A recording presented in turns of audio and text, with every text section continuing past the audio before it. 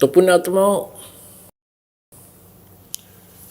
सत्संग में आने से ये ज्ञान होता है। परमात्मा क्या बताना चाह रहे हैं? इस झूठे सुख को सुख कहे, ये मान रहा मन मोदे।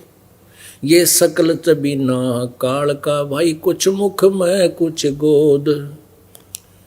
बेटा जाया खुशी हुई, ये खूब बजाए थाल। थाली पीटा करें, किसी का लड़का हो जाना, उन्हें थालियां कह लाठी डंडी मारा टन्ना टन टन्ना टन। तो अड़ोस पड़ोस में नो पता तो होता है उनका कोई बच्चा होने वाला है, पुत्र वधू का, तो समझ जाते हैं थालियां के डंडी मारा करें, थाली बजाया करें। तो ये एक प्रतीक होता है कि उनका लड़का हो गया। और राजा लोग बैंड बाजे बजाया करते, उनका तो वरना आगे बहुत बड़ी सेनाई बाजा करती थी, छोरा हो जाए जब लड़का हो जाता था। गरीब आदमी अपने थाली पीट के खुशी प्रकट किया करते हैं। अब परमात्मा कहते हैं बेटा जाया खुशी हुई और खूब बजाए थाल। ये तो आना जाना लगा हुआ जो कीड़ी का नाल है। लाख गिरा से नित उठ दूती, माया आद तकत की कूती। 1.25 लाख घड़िए नत भंडे, हंसा उत्पत्ति पर ले डंडे। परमात्मा कहते हैं ये काल और दुर्गा 1 लाख प्राणियों को यू काल डेली खावे है, या दुर्गा इसका सहयोग देती है। आदि माया कहते हैं इसको। और 1.25 लाख का उत्पत्ति डेली कर रहे हैं। परमात्मा याद दिला रहे हैं कि यहाँ आने वाले जन्म लेने वाले प्राणियों का और यहाँ से मृत होकर ऊपर जाने वालों का एक ही रास्ता है। 1 लाख डेली ऊपर जा रहे हैं काल के पास, और 1.25 लाख वहाँ से जन्म लेने के लिए आ रहे हैं। परमात्मा कहते हैं ये थाड़ पीट के खुशी मना ली। बेटा जाया खुशी हुई खूब बजाए थाल। ये तो आना जाना लगा हुआ है जो कीड़ी का नाल। कीड़ नाल आपने देखा होगा, कीड़ी लाखों कीड़ी इधर भाग रही है, लाखों इधर भाग रही है, नौकती खखाट ठा रखे। ऐसे ही कहते हैं एक लड़का हुआ एक व्यक्ति का कई वर्ष पाछे 10-12 वर्ष शादी के, और उसके दादाजी ने, यानी जो लड़का हुआ उसके दादाजी ने आस पास के 10, 12, 15, 20 गाँवों को इकट्ठा कर जश्न मनाया, पार्टी दी। और अगले वर्ष जन्मदिन से पहले उसकी मृत्यु होगी, उसी पुत्र की, लड़के की। ये टक्कर मार मार कर रो रहे हैं। परमात्मा कहते हैं बेटा जाया खुशी हुई तने खूब बजाए थाल। ये तो आना जाना लगा हुआ है जो कीड़ी का नाल। परमात्मा कबीर साहब जी कहते हैं कि क्या मांगू कुछ थिर ना रहा, ये देखत नैन चला जग जाई। 1 लाख पूत 1.25 लाख नाती, और उस रावण का आज दीवान बाती है। आप तो इस काल के लोक में जिसका पुत्र नहीं है जगह जगह भटकता है, मेरा एक बेटा हो जा, मेरा एक पुत्र हो जा, किसी तरह हो जा भाई, होकंड करो के। और परमात्मा कहे तू एक बेटे ते के कला तोड़ देगा। 1 लाख पूत 1.25 लाख नाती। 1 लाख बेटे थे उस रावण के, और 1.25 लाख उसके रिश्तेदार, एक से एक बढ़कर बहुत बढ़िया ताकतवर धनवान। क्या मांगू कुछ थिर ना रहाई। परमात्मा हमें याद दिलाते हैं कि तुम हमसे क्या मांगने आते हो। कुछ भी स्थायी वस्तु आप नहीं मांग रहे, आप तो खिलौने मांग रहे हो, और ये खिलौने कुछ दिन में टूट जाते हैं, फिर बच्चों की तरह टक्कर मारते हो, रोते हो। क्या मांगू कुछ थिर ना रहाई, ये देखत नैन चला जग जाई। आँखें आगे दुनिया जान लागी कि तब 20 मर गए, किसी 30 मर गए, किसी कारण से कि तब भूकंप थे। और परमात्मा कहते हैं 1 लाख पूत 1.25 लाख नाती, उस रावण के दीवान बाती। तो पुण्यात्माओं, इस काल के लोक में हम जिन वस्तुओं की डिमांड भगवान से करते हैं, ये कबीर भगवान वो तो आपको बिना मांगे दे देगा। आप केवल एक ही वस्तु मांगो, भक्ति दान गुरु दीजियो, देवन के देवा हो, और जन्म पाया बोलो नहीं, करहूं पद सेवा हो। दूसरी केवल इतनी मांगो, साईं इतना दीजियो, जिसमें कुटुंब समावे, हम भी भूखे ना रहें, अतिथि न भूखा जावे। इतना मांगो मालिक से कि हम भी भूखे ना रहे, अतिथि ना भूखा जावे। कबीर साहब ने यही एक रोल कराया था। प्रत्येक युग में परमात्मा एक ऐसा लीला में जीवन जीते हैं जो हमें एग्जाम्पल देकर जाते हैं, उदाहरण छोड़ जाते हैं कि यदि तुमने परमात्मा पाना है तो इस तरह रहना। अब जुल्हे का काम करके दिखाया मालिक ने। सबसे गरीब सतिथि, निर्धन सतिथि में रहे, लेकिन भक्ति के नियमों पर अटल रहे, रहकर दिखाया, हमारे लिए एग्जाम्पल दिए। और फिर जिस समय परमात्मा ये अपना कर्तव्य कर्म था, ये काम भी करते थे, कार्य भी करते थे जुल्हे का, और साथ में जिस उद्देश्य को वो लेकर आते हैं वो भी कर रहे थे। वो तत्वदर्शी संत की भूमिका भी कर रहे थे, और इन नकली संतों की पोल पाड़ा करते थे। ये नकली ऋषि महर्षि बताया करते थे कि ब्रह्मा विष्णु महेश अजरो अमर हैं। परमात्मा कहते थे नहीं, तुम झूठ बोल रहे हो, तुम बरगला रहे हो इन भोली आत्माओं को। ब्रह्मा विष्णु महेश नासवान है। अब पुण्य आत्माओं 600 वर्ष पहले ये बात कोई गली में कि तो खड़ा होकर कह दे चौराहे पे रुक के मार के, तो पिटन के काम तो थे। क्योंकि इन नकली गुरुओं ने इतना भ्रमित कर दिया था कि कर रखा था कि ब्रह्मा विष्णु महेश अजरो अमर है, सर्वेश्वर है, महेश्वर है, मृत्युंजय कालजय, इनके कोई माता पिता नहीं, ये सर्वेश्वर है। और परमात्मा 600 वर्ष पहले कहा करते ये नासवान है, इनकी जन्म मृत्यु होती है, ये अजरो अमर नहीं है, ये केवल आपको किया हुआ वर्क डन ही दे सकते हैं। जैसा कर्म करोगे वैसा ही फल देंगे आपके भाग्य में। आपके जीवन में प्रारब्ध में यदि कोई पाप है, उसके कारण दुख है, ये नहीं टाल सकते। केवल परमात्मा कहा करते हम आपके पाप का नाश कर सकते हैं, आपके सब विघ्नों को दूर कर सकते हैं, जैसा वेद बताते हैं। लेकिन उस समय 600 वर्ष पहले परमात्मा ने ढोल के डंके पर सच्चाई कही थी, इतना विरोध हो गया भगवान का पूछो मत। और पुण्यात्मा वही रिहर्सल इस दास के साथ होगी थी, क्योंकि ये जो नकली गुरु ऋषि आचार्य होते हैं, महर्षि नकली झूठे, इन्होंने अपनी रोजी रोटी से ही मतलब होता है। इनका जनता से कोई लेन देन नहीं होता, ये मरो चाहे जियो, इनके उद्धार का इनका कोई उद्देश्य नहीं होता। और ये बोलते इतने मीठे हैं, इतने अच्छे लगते हैं जनता को, जैसे ये महर्षि ये पढ़े हैं, संत अच्छे हैं। और कबीर जी एक जुल्हा अशिक्षित निरक्षर, और वो ये कहे ब्रह्मा विष्णु महेश नासवान है, इनकी माता है दुर्गा और पिता है ज्योति, निरंजन काल, और इनका जन्म मृत्यु होता है। और आज से 600 वर्ष पहले, तो इतना विरोध हो जाना कोई बड़ी बात नहीं थी जितना प्रभु का हुआ। और अब यही रिहर्सल इन नकलियों ने कोशिश की इस दास के साथ, झूठ बोल बोल के।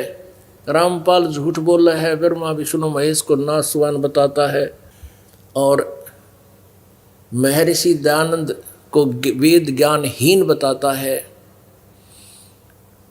इस तरह उन्होंने बहुत सी अफवाहें फैलाकर जनता को बरगलाया।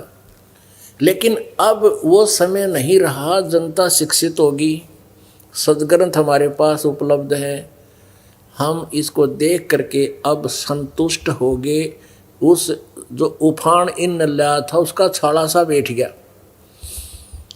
इस आज अब परमात्मा ने यो समय इसलिए चुना था, और आज से 600 वर्ष पहले अपनी यथार्थ ज्ञान बताए गए थे, तो आज से 600 वर्ष पहले मालिक ना आते और अपने उस सिंपल उस सच्चिदानंद घन ब्रह्म की वाणी में अगर वो नहीं कुछ ज्ञान बता कर जाते जो आज वेदों और गीता और पुराणों से मिल रहा है, तो हम भगवान को पहचान नहीं सकते थे।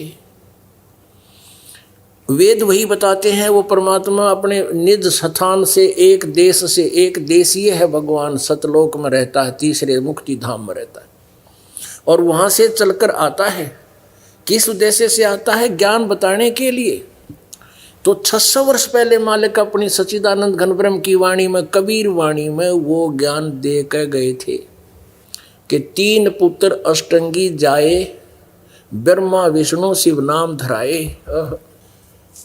और वही आज पुराणों में प्रमाण मिल गया। ये देखिएगा, देवी भागवत में दिखाते हैं आपको। ये गीता प्रेस गोरखपुर से प्रकाशित है।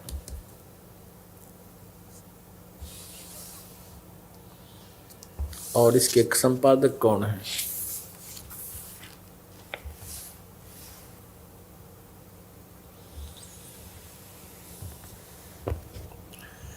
हनुमान प्रसाद पोदार, चिमन लाल गोस्वामी।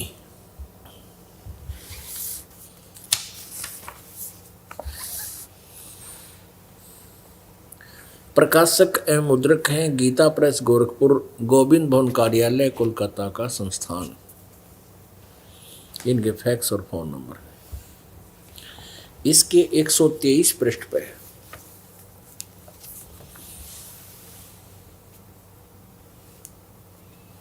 एक 123 पृष्ठ पर तीसरा स्कंद।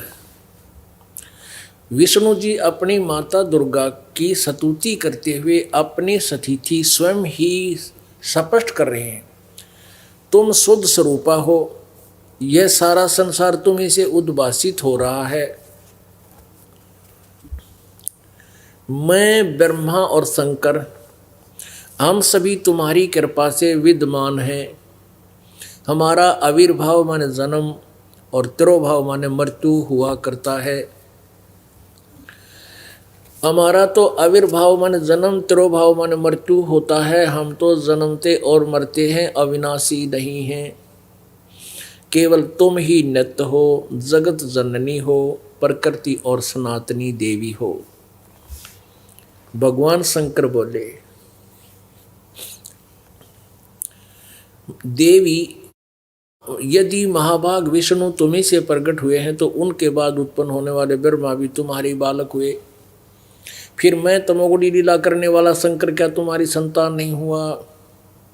अर्थात मुझे भी उत्पन्न करने वाली तुम ही हो। शिवे संपूर्ण संसार की सृष्टि करने में तुम बड़ी चतुर हो। इस संसार की सृष्टि, स्थिति और संहार में तुम्हारे गुण सदा समर्थ हैं।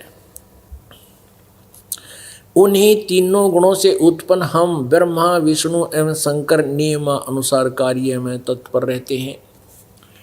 अपने आत्माओं, इस पवित्र देवी पुराण ने सारी समस्या हल कर दी। इसमें 4 कंसेप्ट क्लियर हो गए, 4 पॉइंट क्लियर हो गए, 4 विषय क्लियर हो गए। एक तो ब्रह्मा विष्णु महेश नासवान है, अमर नहीं, अजर नहीं, मृत्युंजय कालजय नहीं है। और दूसरे दुर्गा इनकी माता है तीनों की। और तीसरा ये है कि रजगुण ब्रह्मा, सदगुण विष्णु, तमगुण शिव जी। और चौथा ये हो गया, ये केवल नियमित कार्य ही कर सकते हैं। जो आपके संस्कार में है वही आपको दे सकते हैं, आपके पाप नाश नहीं कर सकते। अब वो पाप नाश करने वाला कौन है? अजर अमर भगवान कौन है? गीता जी अध्याय नंबर 18 के श्लोक नंबर 62 में कहा है, हे अर्जुन, गीता ज्ञानदाता कहता है, अर्जुन तू सर्वभाव से उस परमेश्वर की शरण में जा जिसकी कृपा से तू परम शांति और सनातन परम धाम को प्राप्त होगा।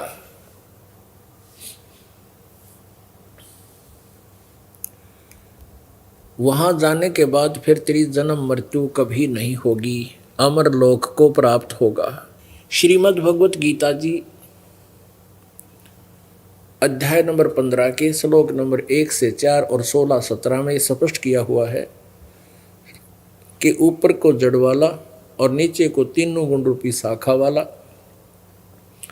जड़ तो समझो सतपुरुष परम अक्षर ब्रह्म, और तीनों गुण रजगुण ब्रह्मा सतगुण विष्णु तम गुण शिव जी रूपी ये तीनों टहनी शाखा समझो। और उसमें बताया है कि जो संत इन इस उल्टे लटके हुए संसार रूपी वृक्ष की जड़ कौन है, तना कौन प्रभु है, और डार कौन है, और शाखा कौन है, पत्तों सहित बता दे। स वेदवित वो वेद के तात्पर्य को जानने वाला तत्वदर्शी संत है। तत्वदर्शी संत के प्राप्ति के उपरांत तत्व ज्ञान रूपी शस्त्र के द्वारा इस अज्ञान रूपी शत्रु को काट कर खत्म करके 15वें अध्याय के चौथे श्लोक में कहा कि उसके पश्चात परमेश्वर के यानी उस परम अक्षर ब्रह्म के उस परम पद की खोज करनी चाहिए, जहां जाने के बाद ये प्राणी कभी लौटकर संसार में नहीं आते। और गीता ज्ञानदाता कहता है मैं भी, और जिसने सारे ब्रह्मांडों की रचना की है, जो कुल का सृजनहार है, और उसमें लिखा कि गीता ज्ञानदाता कहते हैं मैं भी उसी की शरण में हूं। ऐसा निश्चय करके केवल उसी की भक्ति करनी चाहिए। गीता जी अध्याय नंबर 15 के श्लोक नंबर 16-17 में 3 प्रभु बताए हैं, 3 पुरुष बताए हैं, 3 ब्रह्म बताए हैं। एक सरपुरुष कहो, इसे सरपुरुष कहो चाहे सरब्रह्म कहो, सरब्रह्म सर, और अक्षर पुरुष कहो चाहे अक्षर ब्रह्म कहो, और तीसरा परम अक्षर ब्रह्म वो उत्तम पुरुषत्व अन्य। तो इसमें ये बताया गया कि अविनाशी परमात्मा कौन है, जो पाप नाश करता है वो भगवान कौन है। इन ब्रह्मा विष्णु महेश की तो बहुत नीचे स्थिति रह जाती है। कबीर साहब कहते हैं 3 लोक का राज है ब्रह्मा विष्णु महेश, ऊंचा धाम कबीर का वाणी विरह विदेश।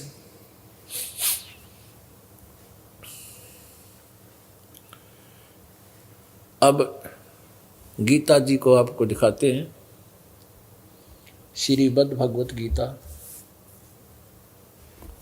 देखिएगा श्रीमद् भगवत गीता, ये गीता प्रेस गोरखपुर से प्रकाशित है, जयदयाल गोविंद का इसके अनुवादक है। इसके अध्याय नंबर 15 के श्लोक नंबर 1 से 4 और 16-17 आपको पढ़ कर सुनावांगे। कई सत्संग हो गए गीता पढ़े अपन, ये देखिएगा।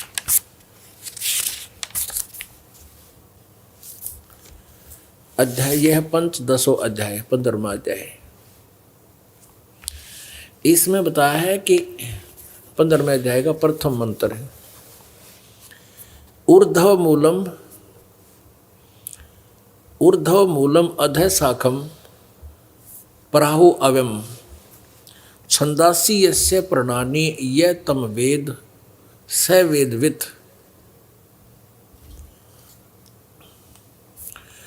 इसको फिर पढ़िए ध्यान से। ऊर्ध्व मूलम, ऊर्ध्व माने ऊपर को, जड़ वाला, अधः शाखम नीचे को शाखा वाला, अश्वत्थम प्राहु अव्यम ये एक संसार रूपी पीपल का वृक्ष समझो जो अविनाशी है, और छंदासी यस्य प्रणानि, छंद अलग अलग छंद यानी भाग विभाग उसके पत्तों सहित, पत्ते आदि ये तम वेद जो उसको उस अंधकार अज्ञान अंधकार में छपे हुए उस परमात्मा संसार रूपी वृक्ष के परमात्मा के विषय में जानता है। स वेदवित्, इस संसार रूपी वृक्ष के जिसको कोई नहीं जानता, वो अज्ञान अंधकार में छुपा हुआ है, उस ज्ञान को जो बता दे। स वेदवित्, वेदवित् माने वेद के तात्पर्य को जानने वाला अर्थात तत्वदर्शी संत है। तो तत्वदर्शी संत की पहचान बताई है इसमें। आदि पुरुष परमेश्वर मूल वाले, अधः शाखम यानी जड़ते उस पर संसार रूपी वृक्ष की, यानी ऊपर सतलोक में तीसरे धाम में, तीसरा धाम जो है वो तो जड़ है, और नीचे शाखा है। ऊर्ध्व मूलम आदि पुरुष परमेश्वर रूप मूल वाले, रूपी मूल वाले, और अधः शाखम इन्होंने ये गलत अनुवाद किया है। अधः माने ब्रह्मा रूप मुख्य शाखा लिख दिया इन्होंने, नहीं, ये देखिएगा अध्याय इस श्लोक नंबर 2 में अधः और अधः 2 बार है, इनका अनुवाद इन्होंने ही आगे किया है। यह देखिएगा इसका, अधः माने नीचे, अधः नीचे, और अधः माने नीचे। अब देख कितना सुथरा अनुवाद हो जाएगा। यहाँ देखिएगा 15वें अध्याय का हम प्रथम मंत्र फिर पढ़ते हैं। ऊर्ध्व मूलम, ऊर्ध्व माने ऊपर को, ऊपर को लिखना था, ऊपर को आदि पुरुष परमेश्वर रूप मूल वाले। अधः शाखम नीचे को शाखा वाला, तीनों गुण रूपी शाखा वाला, ऐसा लिखना था। अश्वत्थम संसार रूपी पीपल के वृक्ष को अविनाशी प्राहु माने कहते हैं। छंदासी वेद जिसके पत्ते कहे गए हैं, ये छंद यहाँ वेद नहीं होते, यानी उसके अलग अलग छंद बंद, अलग अलग से विभाग, पत्ते आदि जो कहे गए हैं। अज्ञान रूप अंधकार में छुपे हुए उस संसार रूपी वृक्ष को जो पुरुष मूल सहित तत्व से जानता है, स वेदवित, वह, स माने वह वेद के तात्पर्य को जानने वाला है। पुण्यात्मा, श्रीमद् भगवत गीता अध्याय नंबर 4 के श्लोक नंबर 34 में कहा है कि जो गीता अध्याय नंबर 4 के श्लोक नंबर 32 में सच्चिदानंद घन ब्रह्म की वाणी रूपी तत्व ज्ञान का जिक्र किया है कि उस सच्चिदानंद घन ब्रह्म की वाणी में, उस तत्व ज्ञान में बहुत विस्तार के साथ धार्मिक अनुष्ठान यज्ञों की जानकारी दी गई है। वो तत्व ज्ञान है। चौथे अध्याय के 34वें श्लोक में कहा कि उस तत्व ज्ञान को तो तत्वदर्शी संतों के पास जाकर समझ। और यहाँ बताइए वो तत्वदर्शी संत की पहचान, वो तत्वदर्शी संत होगा कैसा? तो वो भूमिका परमात्मा ने स्वयं ही की थी। आप पे आरती, आप पे साजे, आप पे किंगर, आप पे बाजे, आप पे ताल, हाँ जनकारा, आप नचे अब देखण हारा, कह कबीर से आरती गाऊं, आपा मध्य आप समाऊं। उस परमेश्वर ने, परम अक्षर ब्रह्म कबीर देव जी ने, काशी वाले जुल्हे ने 600 वर्ष पहले कहा था, अक्षर पुरुष एक पेड़ है, निरंजन वा की डार, और तीनों देवा शाखा है, ये पात रूप संसारे। पुण्यात्मा, परमात्मा ने कति गज गाड़ रखा है। 600 वर्ष पहले उस परमेश्वर ने ये ज्ञान बताया था अपने सिंपल लैंग्वेज में, सच्चिदानंद घन ब्रह्म की वाणी में, जो आज सभी सदग्रंथ प्रमाणित कर रहे हैं। अक्षर पुरुष एक पेड़ है, निरंजन वा की डार, और तीनों देवा शाखा हैं, ये पात रूप संसार है। ओह, देखिएगा परमात्मा द्वारा दिए गए ज्ञान को इस दास के द्वारा विस्तृत किया गया है। ये देखिएगा एक संसार रूपी उल्टा लटका हुआ एक पेड़ है। अब देखिए, ऊर्ध्व मूलम अधः शाखम, ऊपर को जड़ वाला और नीचे को तीनों गुण रूपी शाखा वाला, ये उल्टा लटका हुआ संसार रूपी वृक्ष है। और जो संत इसके सभी विभाग पत्तों सहित सब छंद बता देगा, तना जड़ कौन परमात्मा है, तना कौन परमात्मा है, और डार कौन है, और ये शाखा कौन है, पत्ते क्या है, स वेदवित वो तत्वदर्शी संत है। तो ये भूमिका भी परमेश्वर ने स्वयं ही आकर की थी। और बताया था अक्षर पुरुष एक पेड़ है, जो जमीन से बाहर नजर आता है उसको पेड़ बोलते हैं। ये अक्षर पुरुष एक पेड़ है, और निरंजन ज्योति, निरंजन काल ब्रह्म सरपुरुष, सरपुरुष उसकी डार, और तीनों देवा शाखा है, भाई पात रूप संसार।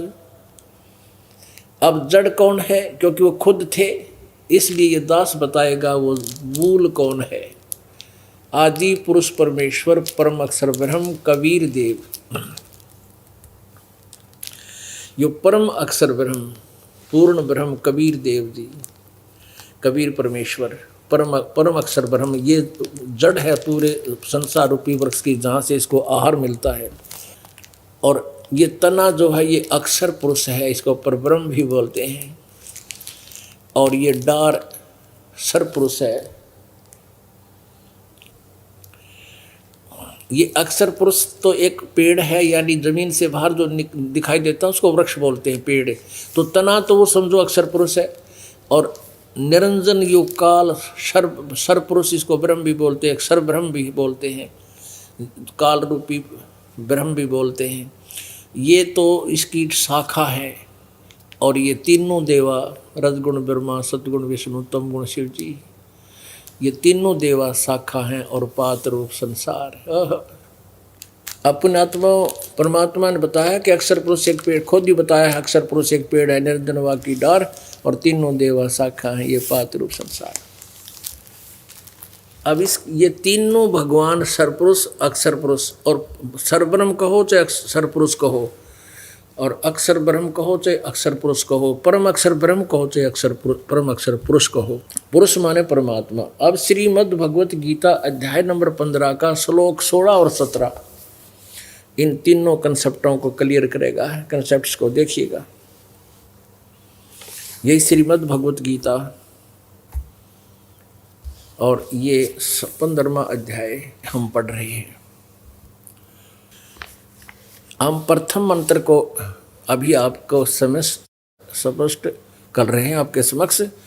ऊर्ध्व मूलम अधः शाकम अश्वत्थम प्राहु अवय।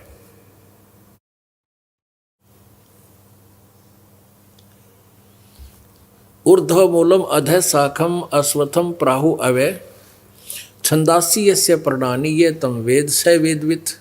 ये हमने क्लियर कर लिया कि ऊपर को आदि पुरुष परमेश्वर रूपी मूल, यानी ऊपर को तो जड़ है उस संसार रूपी वृक्ष की, वो पूर्ण परमात्मा तो जड़ समझो, मूल समझो। और अधः शाखम नीचे को शाखा वाला, ये संसार रूपी पीपल के वृक्ष को अविनाशी कहते हैं, वेद जिसके पत्ते कहे गए हैं। और उस संसार रूप वृक्ष को जो पुरुष मूल सही तत्व से जानता है वह वेद के तात्पर्य को जानने वाला है। अब दूसरे में कितना कमाल कर दिया है। अधः च ऊर्ध्वम प्रसरता तस्य शाखा गुण प्रवर्धा विषय प्रवाला। अधः च मूलानि अनुसंततानि कर्मानुबंधिनी मुनिश्लोके। उस संसार वृक्ष की तीनों गुण रूप जल से बड़ी हुई शाखा हैं। जल से बड़ी ये तीनों गुण रूपी शाखाएं हैं। बस इतना ही काफ़ी है। तीसरे इन्होंने अपनी सोच चढ़ा रखी है, देवता फलाना। विषय विकारों वाली शाखा है, तीनों गुण रूपी शाखा हैं। नीचे और ऊपर, सर्वत्र नहीं। ऊपर स्वर्गलोक में, पृथ्वी लोक पर ज्ञान बोला जा रहा है, नीचे पाताल लोक में, इन तीनों लोकों में फैली हुई है। और मनुष्य लोक में कर्मों के बंधन में बांधने की ये मुख्य कारण है, जड़ें हैं, मूल हैं। तीनों गुण, रजगुण ब्रह्मा, सतगुण विष्णु, तमगुण शिव जी, हमें यहाँ कर्मा के अनुसार बांधे रखने की भी ये मुख्य कारण है। मूलानी, यहाँ वृक्ष की जड़ नहीं, ये मुख्य वासना रूपी जड़ है, ये मूल है, ये हमें यहाँ बांधने की मुख्य कारण है, रोके रखने के। और नीचे और ऊपर सभी लोकों में नहीं, केवल नीचे और ऊपर, नीचे पाताल लोक में, ऊपर स्वर्ग लोक में इनकी सत्ता है। अब यहाँ एक प्रसंग क्लियर करना पड़ेगा एक के रजगुण ब्रह्मा है, सतगुण विष्णु, तमगुण शिव जी। अब ये कंसेप्ट क्लियर करना ज़रूरी हो गया, ये प्रमाण दिखाना आवश्यक हो गया, लालटेन दिखानी पड़ेगी, नहीं तो यह समझना होगा कि रजगुण ब्रह्मा, सतगुण विष्णु, तमगुण शिव जी है। और गीता जी में इन्हीं का संकेत है। ये देखिएगा, श्रीमद् देवी भागवत हिंदी टीका सहित भाग 1। और ये कहाँ से प्रकाशित है? अथ देवी भागवतम सभाष्टीकम सहमातम, खेमराज श्री कृष्ण दास प्रकाशन, बंबई।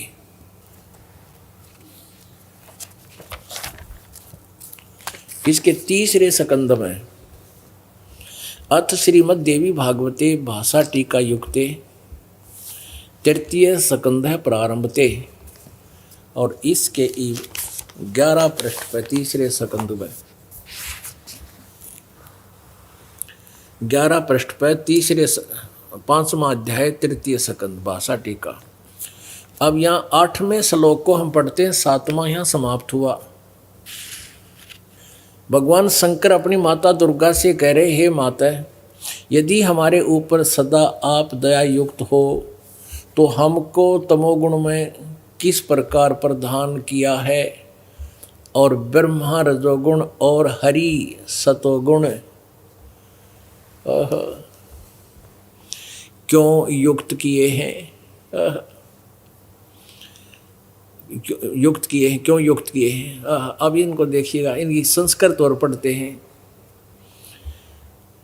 अब ये 7वां समाप्त हुआ, 8वां शुरू होता है। यदि दया धर्मना न सदाम्बिके कथम अहम विहिता च। शंकर भगवान कह रहे हैं कि यदि आप दयालु हैं, दयावान हैं, तो हम मुझको किस प्रकार, कथम अहम विहिता च, किस प्रकार मैं बना दिया, तमोगुण, मुझे तमोगुण क्यों रच दिया, क्यों उत्पन्न कर दिया। और कमल से उत्पन्न होने वाले ब्रह्मा को रजोगुण संभव, रजोगुण क्यों उत्पन्न कर दिया। और सुवित क्यों सतोगुण हरि, विष्णु को आपने सतोगुण क्यों बना दिया, क्यों पैदा कर दिया। इति सिद्धम रजगुण ब्रह्मा सतगुण विष्णु तम गुण शिव जी। अब पढ़िए इस पवित्र शास्त्र श्रीमद् भगवत गीता को, एकदम हृदय में समा जाएगा आपके ये सच्चा ज्ञान। अब देखिएगा वही श्रीमद् भगवत गीता अध्याय नंबर 15 का श्लोक नंबर हम दूसरा पढ़ेंगे। 15वें अध्याय का ये दूसरा, ये तो आएगा वे जो उसको जानता है वो तत्वदर्शी संत है। दूसरे में कहा है कि उस संसार वृक्ष की तीनों गुण रूप रजगुण ब्रह्मा सतगुण विष्णु तम गुण शिव जी, ये जल से बड़ी नहीं हुई, ये गुणों से गुण रूपी विषय पर वाला शाखा, ये भी साथ पढ़ लो, विषय पर वाला शाखा, ये विषय वास भोगों की शाखाएं हैं, बस इतना ही काफ़ी है। ये इन्होंने तो और कुछ बना दिया। ये ऊपर और नीचे फैली हुई हैं। मनुष्य लोक में कर्मों के अनुसार बंधन में बांधने वाली भी ये मुख्य कारण है, मूलानी मूल हैं, जड़ हैं, मुख्य कारण हैं और ऊपर नीचे व्याप्त हैं। अब तीसरे में कहा है, इस संसार वृक्ष का स्वरूप जैसा कहा है तथा वैसा यहाँ विचार काल में नहीं पाया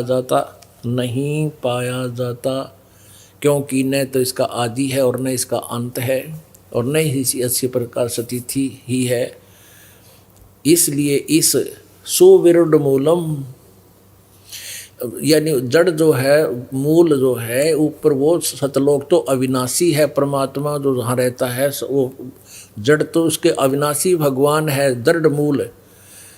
दृढ़ मूल वाले यानी अविनाशी परमात्मा रूपी जड़ वाले इस संसार रूपी पीपल के वृक्ष को असंग शस्त्रेण छित्वा, वैराग्य रूप शस्त्र द्वारा काट कर नहीं, तत्व ज्ञान रूपी शस्त्र द्वारा काट कर। अब फिर देखो, गीता ज्ञान दाता कहता है कि इस संसार वृक्ष का यानी सृष्टि रचना के विषय में मैं परिचित नहीं हूँ और इसका यहाँ विचार का वैसा यहाँ विचार काल में तेरे और मेरे गीता जी के ज्ञान के डिस्कशन में नहीं पाया जाता, क्योंकि मुझे इसकी कोई अच्छी तरह स्थिति का ज्ञान नहीं है। और इसका उस तत्व गीता जी अध्याय नंबर 4 के श्लोक नंबर 34 में जिस तत्वदर्शी संत की तरफ संकेत किया है तो उसके लिए बताया है, उससे तत्व ज्ञान समझ के उसके पश्चात तत्व ज्ञान रूपी शस्त्र को द्वारा इसे काट कर, ये 15वें अध्याय का 4था श्लोक है। 15वें अध्याय का ये 4था श्लोक है। उसके पश्चात उस परम पद रूप परमेश्वर को भली भांति खोजना चाहिए, जिसमें गए हुए पुरुष फिर लौटकर संसार में नहीं आते, अर्थात उनका कभी जन्म मृत्यु नहीं होता। और जिस परमेश्वर से, यानी गीता ज्ञान दाता से कोई और है ये परमेश्वर, जिसके विषय में गीता ज्ञान दाता कह रहा है ठोक के, जिस परमेश्वर ने संसार रूपी पुरातन माने इस आदि संसार रूपी वृक्ष की पुराने पहले वाले इस सारे संसार रूपी वृक्ष की प्रवृत्ति विस्तार को प्राप्त हुआ, यानी जिसने सब ब्रह्मांडों को रचा है, उसी आदि पुरुष नारायण के मैं शरण हूँ। इस प्रकार दृढ़ निश्चय करके उस परमेश्वर का मनन और निधि ध्यान करना चाहिए। अपने आत्माओं इस चौथे श्लोक में कंप्लीट कति क्लियर कर दिया कि उस परम पद परमेश्वर की खोज करनी चाहिए, जहाँ जाने के बाद फिर कभी जन्म मृत्यु नहीं होता। और जिस परमेश्वर से इस पुरातन संसार रूपी वृक्ष की प्रवृत्ति विस्तार को प्राप्त हुई, अर्थात जिसने इसकी रचना की है, और उसी की मैं शरण हूँ, मैं भी उसी की शरण में हूँ। इस प्रकार दृढ़ निश्चय करके उसी की पूजा करनी चाहिए। अपने आत्माओं, ये वो अनमोल सदग्रंथ हैं जिनको हम नित्य प्रतिदिन पढ़ते भी थे, अध्याय भी उनके घोट रखे थे, लेकिन हम समझ नहीं पाए, क्योंकि गुरु बिन वेद पढ़े जो प्राणी, समझे न सार रहे अज्ञानी। और गुरु बिन काहू न पाया ज्ञाना, जो थोथा भूछड़े किसाना। हम थोथा भूछड़ा करते हैं, ये ब्रह्मा विष्णु महेश मैर सीर्य, ये सारे थोथा भूछड़ा करते, इनको भी वेदों का ज्ञान नहीं था। पुण्यात्माओं, एक शब्द जो बोला जाता है ये इतना कड़वा सत्य है, यदि इसका कंसेप्ट क्लियर ना हो कि ब्रह्मा विष्णु महेश को भी वेद ज्ञान नहीं था, तो ये बात समाज के गले उतरे नहीं। और जब प्रमाण दिखा दिए जाते हैं, बुद्धिमान समाज तुरंत स्वीकार करके आज यहाँ अपना कल्याण करवाने आ रहा है। अपनात्माओं, दास को जो मेहनत करनी पड़ रही है, इसका फल मालिक अवश्य देगा।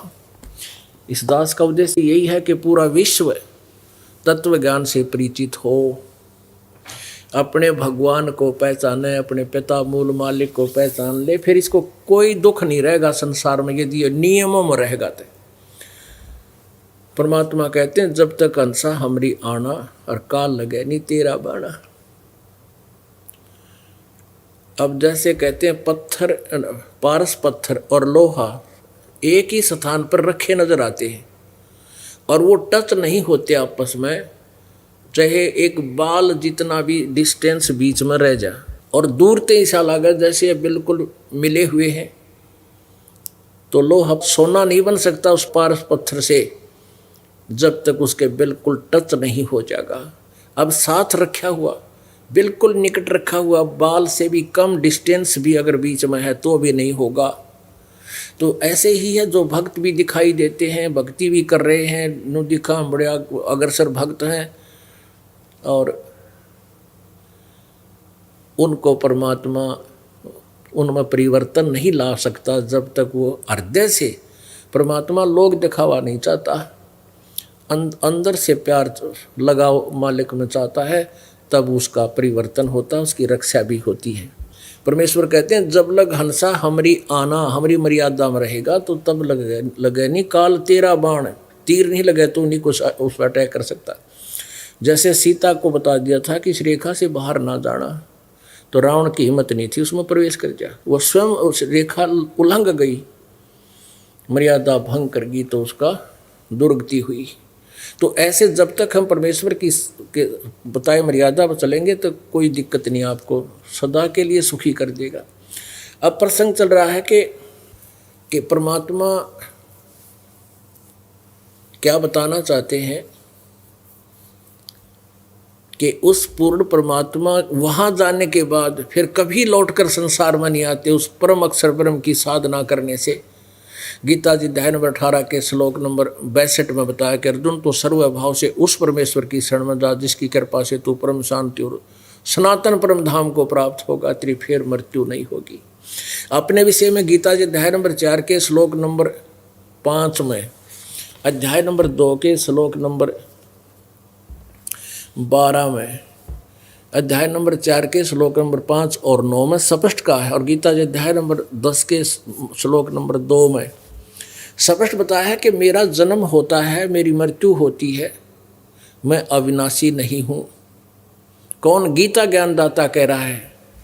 ये देखिएगा, ये वही श्रीमद् भगवत गीता और अध्याय नंबर 4, ये वही श्रीमद् भगवत गीता और अध्याय नंबर 4 का और श्लोक नंबर 5 आपको दिखाते हैं, और 9, अध्याय नंबर 4 और श्लोक नंबर ये 5 है।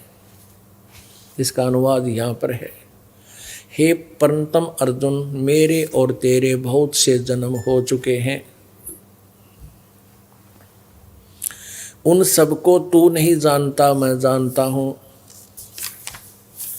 अध्याय नंबर 4 का ही श्लोक नंबर 9, हे अर्जुन, मेरे जन्म और कर्म दिव्य अर्थात निर्मल और अलौकिक हैं। मेरे जन्म तो है, यानी मेरा जन्म और कर्म है, लेकिन वो दिव्य है, अलौकिक है। अच्छा, अब अध्याय नंबर 2 का और श्लोक नंबर 12 कितना क्लियर दे रखे है। अध्याय नंबर 2 का और श्लोक नंबर 12, न तो ऐसा ही है, न तो ऐसा ही है कि किसी काल में, ऐसा ही है कि मैं किसी काल में नहीं था, यानी मेरा पहले जन्म नहीं था, अथवा तू नहीं था, अथवा ये राजा लोग नहीं थे, और न ऐसा ही है कि इससे आगे हम सब नहीं रहेंगे। और यहाँ 17वें श्लोक में दूसरे अध्याय में स्पष्ट कर दिया, गीता ज्ञानदाता अपने से अन्य को बताता है, वो है अविनाशी, नाश रहित तो उसको जान, यानी तू और मैं तो नाशवान हैं, नाश रहित तो उसको जान जिससे ये संपूर्ण जगत दृश्य वर्ग व्याप्त है, यानी जिसने सारे ब्रह्मांडों की रचना की है, संसार रूपी वृक्ष की प्रवृत्ति जिससे विस्तार से को प्राप्त हुई है, और इस अविनाशी का विनाश करने में कोई भी समर्थ नहीं है। अध्याय नंबर 10 का श्लोक नंबर 2, कितना क्लियर कंसेप्ट कर रही है पवित्र श्रीमद् भगवत गीता जी। ये देखिएगा, अध्याय नंबर 10 का और श्लोक नंबर 2, मेरी उत्पत्ति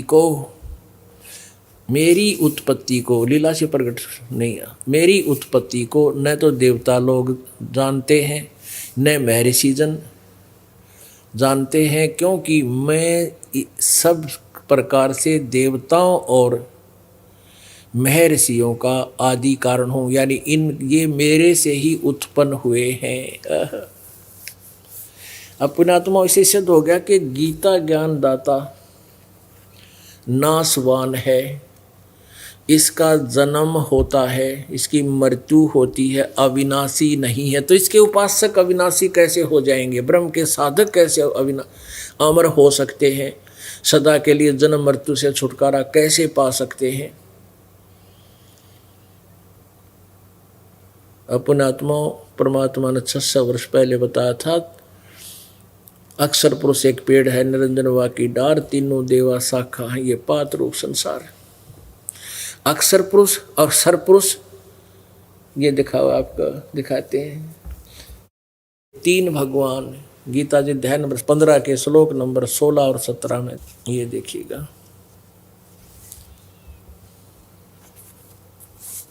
अब 15 में के 16 और 17 में ये देखो, अध्याय नंबर 15 का श्लोक नंबर 16 यहाँ पर है,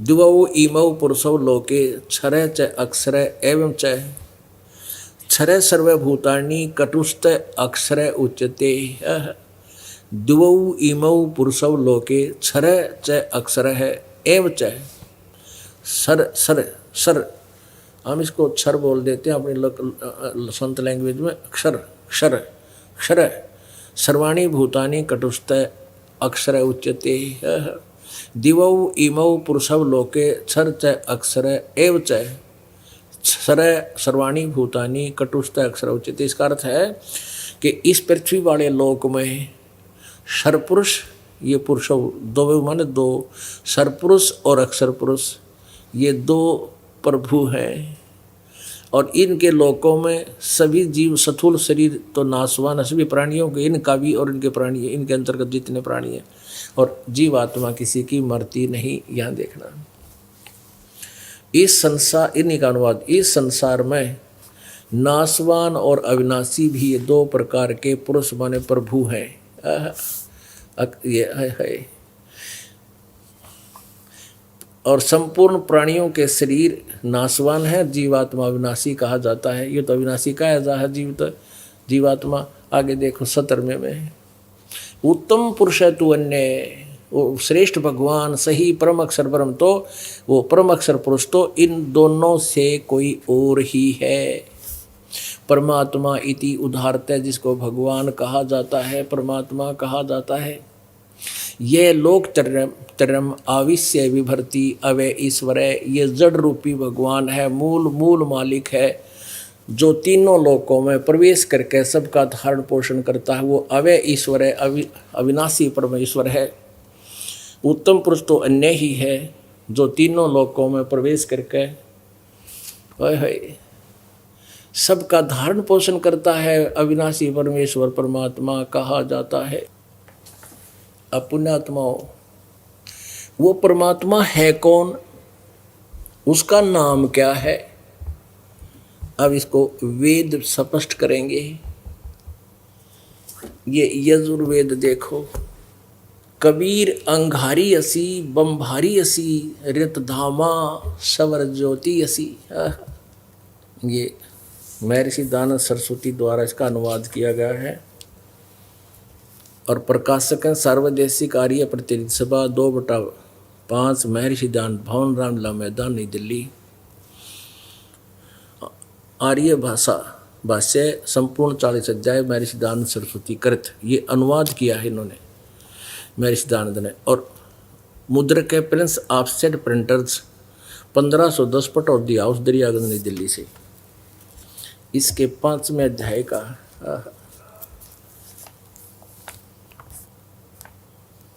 5वें अध्याय में बहुत ही कंसेप्ट क्लियर करे गए, बहुत बड़े।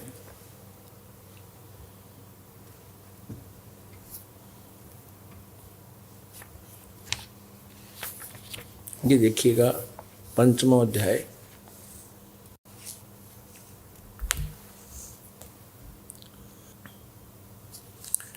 और यजुर्वेद भाषा भाष्य, ये 32वां श्लोक है। इसमें स्पष्ट लिखा है उसी गसी कबीर अंगारी असी, अग माने पाप, अरि माने शत्रु, कबीर माने कबीर। हम इसको कबीर बोल देते हैं, इसमें कबीर लिखा स्पष्ट। उसी गसी कबीर अंगारी असी बम्भारी अवैसुरसी दुवसवान सुधन्यो असी, और यहाँ बम्भारी असी हम यही लेंगे। और यहाँ लिखा है सम्राट असी हवे सुदनम रित धामासी सवर ज्योति, स्वयं प्रकाशित सवर ज्योति यानी स्वयं प्रकाशित। इन्हीं का अनुवाद, हे जगदीश्वर, जिस कारण से आप उसी के माने कांतिमान, असी माने हैं, उसी के माने भी कांतिमान का अर्थ होता है तेजो में शरीर युक्त हैं, और अंगहारी खोटे चलन वाले जीवों के शत्रु, अंग माने पाप, अरि माने शत्रु, अंगहारी माने अग माने पाप होता है, अंगहारी माने खोटे चलन वाले नहीं, पापों का शत्रु, पाप काटने वाले। और कबीर, आप कबीर देव हैं, कबीर हैं, आप कबीर देव हैं खोट।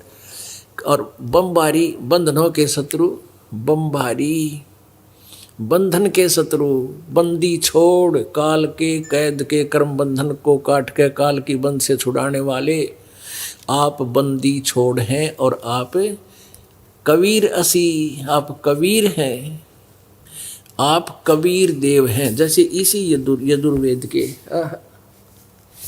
इसी यजुर्वेद के 36वें अध्याय का,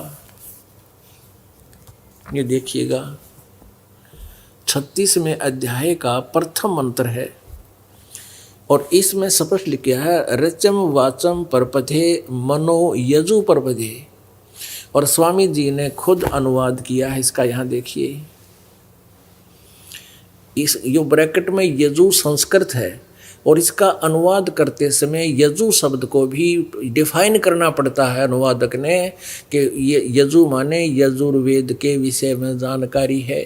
यदि इसको यजु का अर्थ कर दे यहाँ पर कोई यज्ञ स्तुतियाँ, तो यजुर्वेद का को कैसे पहचानेंगे, कैसे पाएंगे, उसकी जानकारी कैसे प्राप्त होगी। तो इसी प्रकार जहाँ कवि लिखा है वहाँ कबीर देव, प्रसंगवश वहाँ कबीर देव लिखना पड़ेगा। नहीं, कवि का अर्थ सर्वज्ञ मेधावी नहीं होता, काव्यकार तो हो सकता है, वो मान लेंगे। इसके अतिरिक्त वेदों में ये अनुवाद किया वो गलत किया है, वहाँ कबीर देव हो। देखिए अब ये 5वें अध्याय का 32वां श्लोक है। कबीर, यहाँ सपेश लिखा, हम कबीर कहते हैं इसको, कबीर। अब ये कबीर अंगारियसी, अंग अग माने पाप, अग माने अंग माने पाप, अरि माने शत्रु, पापों के शत्रु आप। और बम भारी बंधन के शत्रु, बंदी छोड़ काल के बंधन को काटने वाले आप कबीर देव हैं, कबीर देव हैं। असी माने हैं और कबीर माने कबीर देव। कान प्रजन नहीं करना चाहिए इसका, कवि का अर्थ या तो काव्यकार हो या फिर कबीर देव ही है, कबीर देव हैं। और आप ये देखना इन्हीं के द्वारा, क्योंकि दास के किए हुए को तो ये डंगा डाल देंगे, रामपाल ने संस्कृत ना थी, इन संस्कृत वाले थे, हम ढूंढ लेंगे भगवान को। यथार्थ रत धामा, सत धाम युक्त हैं ये भगवान। रत धामा, रत माने सत्य और धाम माने लोक, हम सतलोक कहते हैं उसको, सतधाम युक्त हैं आप सतलोक में रहते हो, सतलोक वाले हो। और सवर ज्योति स्वयं प्रकाशित हो, स्वयं सवर ज्योति, इसने देख के लिख दिया अंतरिक्ष को प्रकाश करने वाले। सवर ज्योति बालक ने पूछ ले, स्वयं प्रकाशित, स्वयं भू, स्वयं प्रगट, जो किसी से जिसका जन्म ना हो लेकिन वो प्रगट है, साकार हो। अब पुण्यात्माओं और प्रमाणित करते हैं। अब एक तो ये नाम हो गया कबीर, वो कबीर देव है जो पाप काटता है, वो कबीर देव है जो अविनाशी है और सतलोक से चलकर आता है और जो ज्ञान बताता है। जैसा कि आप, क्योंकि पुण्यात्माओं ये एक ऐसा, ये एक सिलेबस है, ये समझो ये एक पूरा कोर्स है रोग काटने का। ये सारी टैबलेट्स, दवाई जैसे ना चाहते हुए जिसको पता लग जाता है तो भयंकर बीमार है, तो दवाइयों में कोई टेस्ट नहीं होता और वो समय पर खानी पड़ती है, उसको अरुचि नहीं होती, वो जब फांकी मार जाता है और अवश्य मारता है, आनाकानी नहीं करता, क्योंकि उसको जान दिखाई देती है, जीवन दिखाई देता अपना। तो पुण्यात्माओं ऐसे ही अब आपको क्या बताया जा रहा है कि वो पाप काटने वाला परमात्मा कौन है, ये देखिएगा। ऋग्वेद मंडल नंबर 9 सूक्त नंबर आपको दिखाते हैं। ये है प्रकाशक हैं सार्वदेशिकारी प्रतिनिधि सभा, महर्षि दानंद भवन, रामलीला मैदान, नई दिल्ली। महर्षि दानंद सरस्वती कृत ये अनुवाद बताया है इन्होंने, ये बाद में बताओगे इनकी कितनी जालसाजी है। मुद्रक है Prince offset printers, 1510 Pataudi house, Daryaganj, नई दिल्ली। फ़ोन नंबर और फैक्स नंबर ये है। अब देखिएगा ऋग्वेद मंडल नंबर 9 सूक्त नंबर 20 और मंत्र नंबर 1। इसमें लिखा कि पर कबीर देव पर माने परमात्मा, वो सबसे पहले प्रगट कबीर देव। इसमें सभी लिखा है कबीर देव, हम इसको कबीर देव बोलने लागे। कबीर साहब कहने, देव माने परमेश्वर, वह परमात्मा कवि का अर्थ लिख दिया मेधावी है, या समझ गया वो कबीर देव है, वो कबीर साहब है। यहाँ लिखना था कबीर परमेश्वर है, सबका रक्षक है, विद्वानों की तृप्ति के लिए वो ज्ञान देता है, सहनशील है, संपूर्ण दुष्टों को संग्राम में तिरस्कृत करने वाला है, यानी ज्ञान रूपी इस संग्राम में सबको प्रस्त कर देता है, तिरस्कृत कर देता है। आगे देखना ऋग्वेद मंडल नंबर 9 सूक्त नंबर 86 में 26 मंत्र में, यज्ञ करने वाले यजमानों के लिए, यज्ञ माने धार्मिक अनुष्ठान, साधना करने वाले यजमान माने भक्तों के लिए परमात्मा सब रास्तों को सुगम करता हुआ उनके विघ्नों को मर्दन करता है, उनके सब विघ्न काट देता है, कर्म प्रारब्ध में जो पाप आते हैं उनका नाश कर देता है, और उनको पवित्र करता हुआ अपने रूप को, वो साकार परमात्मा है, अपने रूप को सरल करता हुआ, यानी हल्के तेज पुंज का बना करके वह कांति में परमात्मा, या फिर लिखना चाहिए कबीर देव, वो कबीर साहब विद्युत के समान क्रीड़ा करता हुआ, जैसे बिजली चमक के एकदम नीचे आ जाती है, ऐसे शीघ्र गति से आता है, और वर्णीय पुरुष को, श्रेष्ठ व्यक्ति को, अच्छी आत्मा को प्राप्त होता है। 26 में 27 में क्या कहा है,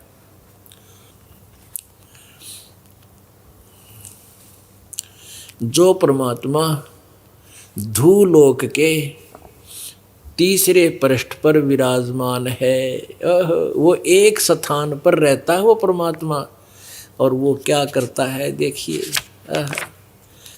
अब 9वें अध्याय के 82वें श्लोक में स्पष्ट कर दिया, वो साकार है। ऋग्वेद मंडल नंबर 9 सूक्त नंबर 82 का मंत्र नंबर 1 है,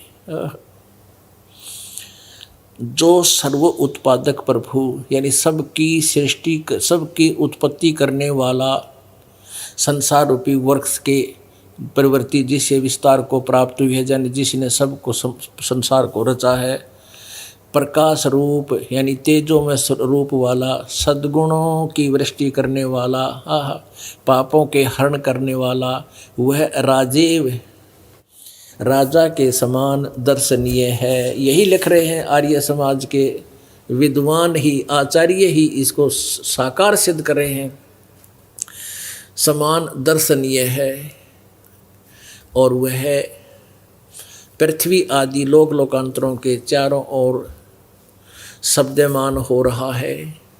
वह वर्णीय पुरुष को, जो उस श्रेष्ठ भगत, अच्छी आत्मा को, जो दृढ़ भक्त है, उसको पवित्र करता हुआ मिलता है, यहाँ आकर प्राप्त होता है। जिस प्रकार विद्युत आकाशीय बिजली सने वाले स्थानों पर को आधार बनाकर प्राप्त होता है, जैसे पहले कांसी और थाली हुआ करते, कांसी की थाली और बेले हारदे कांसी धातु के, उन पर बिजली अमूमन गिरती थी। तो वर्षा के समय हमारी दादी माँ का की ताई कहा करती, भाई बाहर ये थाली ठा लो ना बिजली गिर जाएगी, तो वो उस पर गिरती है, उसका उससे अट्रैक्शन है। ऐसे ही परमात्मा अच्छी आत्माओं को ही मिलता है, वर्णीय पुरुषों को, जो दृढ़ भक्त हैं, उनको पवित्र करता हुआ प्राप्त होता है। बिजली की तरह, जैसे बिजली अपना आधार बना कर आती है। दूसरे में देखो,